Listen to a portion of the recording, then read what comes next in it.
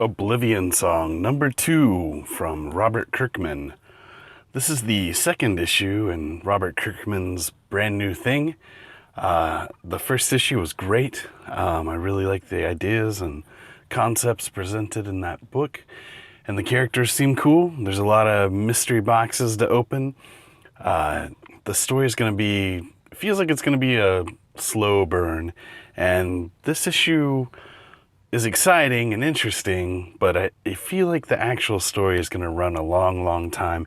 And Kirkman has said that he's like 12 issues ahead, so I mean, probably even more than that at this time. But so this issue opens up with sort of a quick recap.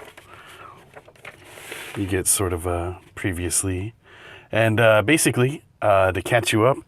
10 years ago, this portal opened, basically, and a large part of Philadelphia smashed into some other dimension, some other world. And for years, the U.S. government and a couple of agencies tried to rescue the people there and bring them back. But they've since given up. It's no longer practical or financially possible, so there's one guy, Nathan Cole, and he's sort of obsessively going over to Oblivion and trying to rescue his brother for some reasons that I'm sure will be revealed later on. He's some sort of survivor guilt or something like that. But basically, I love this thing. It's great, but man, this art, it's going to be very love it or hate it. I don't love it. I don't hate it either, but I mean, you can see sort of this minimalistic kind of, I don't know, pastel type, almost throwback Archie type look on people's faces.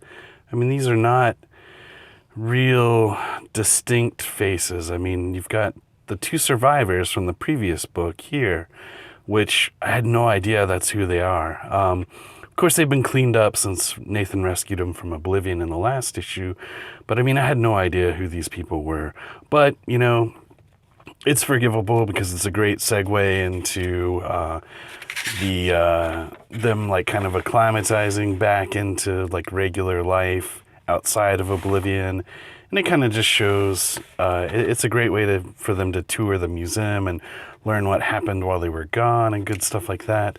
But I mean, you know, it bothers me that the characters don't look more distinct. Because I mean, Nathan here in this panel doesn't look much different from the survivor in this panel. And that really bothers me. In something that's so well written, it's a shame that the characters can't look as distinct as their voices are, because, you know, Kirkman has a great, I mean, he's an amazing writer, and his characters are always really strong. I mean, you know, yeah, so basically Nathan takes the survivors through the museum.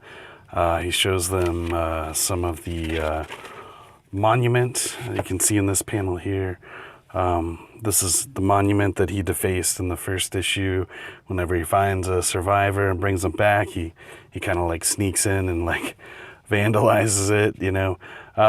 This is part of his cause. But we get a quick scene with him, Nathan, and his girlfriend. I don't recall her name off the tip of my tongue. It's on the tip of my tongue, but I can't really remember her name. But yeah, they just have a quick scene here, and she tries to talk him out of going back over and talks about his obsession.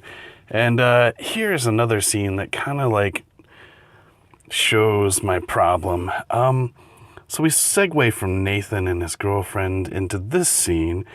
And I mean, this is just like a really like smash cut. Like it doesn't say anywhere like, meanwhile in Philadelphia or downtown or anything like that. It's just like, bam, here we are. We're at this fancy restaurant.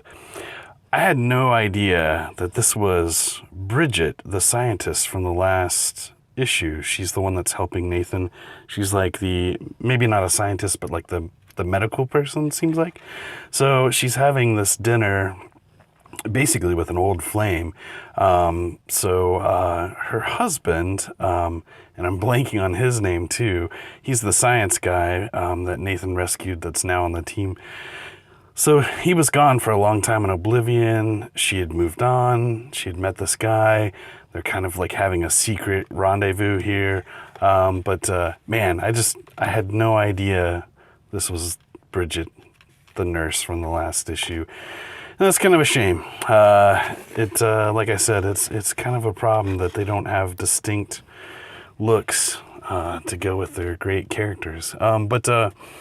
This is a quick scene with Nathan. This is a scene you've seen played out in a lot of stuff. Like, this guy's name is Marco. Nathan's visiting him. He's like, hey, man, I need you back.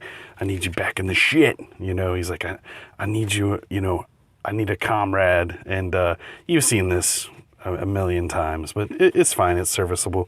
But basically, this is how I found out that was Bridget, is after his Nathan scene with that guy Marco, who turns him down. He says he's never going back to Oblivion. He's got a whole wife and a family.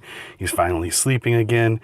So he basically tells Nathan no, he's not going back with him. So Nathan's still kind of running this thing solo. But here's a quick scene with Bridget, and man, I really wish I could remember his name. Daryl, maybe? It might be Daryl. But basically, she's just saying, I was out late with my sister, so it's kind of a weird thing. You can tell she's feeling kind of guilty and stuff. I mean, she's expressive and stuff. I mean, it's the problem is not the artist conveying like emotion and stuff. It's just, I don't know. It seems so slapdash and kind of rushed. But I mean, I say that, but I mean, look at these amazing landscapes and stuff that he's cooked up. I mean, these things look great. They look, this whole, it's maybe not like anything you've not seen before, like in The Last of Us or something like Horizon Zero Dawn or something like that. But I mean, this stuff looks amazing. It looks great. But the people just kind of don't do it for me. And I mean, I guess it's not an American superhero comic, so it doesn't have like, I guess I don't want it to look like a Jim Lee type superhero thing or like a, something like that, but it's sort of frustrating that, Kirkman has like all the means in the world. So I mean, this seems like you could do better than this guy for your dream project. I mean, not to slight the artist or anything, but this thing could look as amazing as it reads. So that's sort of a bummer.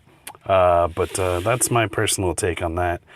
And finally, Nathan does go back over to Oblivion. He's doing a little patrol. He has a little scrap, and at the he falls down some fire escapes and kind of ricochets off some tendrils. But yeah, he kind of wakes up at the bottom of the fire escape, and this guy has got a shotgun pointed at him. And I mean, look at this guy's face. It's horrid. It's like a monster. I mean, he doesn't look much better than like the bio monsters that Nathan is like scrapped with so far. I mean, just horrible, terrible looking, ugly face. I mean, he doesn't have to look like, Chadwick Boseman or, Michael B. Jordan or whoever. Not everybody's going to look like that. But, I mean, this guy, he looks like some kind of Muppet mixed with like a super homeless Muppet guy. Yeah, it's rough. That looks rough. But anyways, yeah, it kind of ends on that cliffhanger. Nathan's over there. He's injured. He's met like another survivor.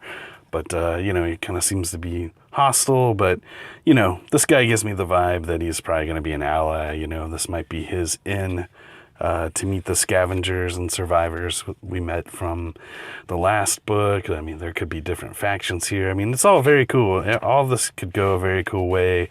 But, it's going to be a slow burn. And I mean, the art is such a huge deal in comics, For me, I can look past it to an extent. But, yeah, it's going to be tough to keep buying this knowing it looks like this. This is the sort of thing that makes me want to just read up on the wiki or just chat about it on Reddit or something like that. But tell me what you think. You know, do you love or do you hate the art? Are you somewhere in the middle? I mean, like me, it's like there's a lot to like, but the characters are not distinct enough. That's just going to be a major sticking point for me, I can tell. But basically, the book has been out for a week now, so we should have number 3 pretty shortly here. So let me know down below what you think of the book. And like, comment, and subscribe. I hope to put content up regularly. And thanks for sticking with me. If you have suggestions or things you'd like to see me review and talk about, just drop a comment in the comments below, and I will check those regularly. And thanks for visiting. Thanks for watching. I'll see you next time on the Stellar Highway.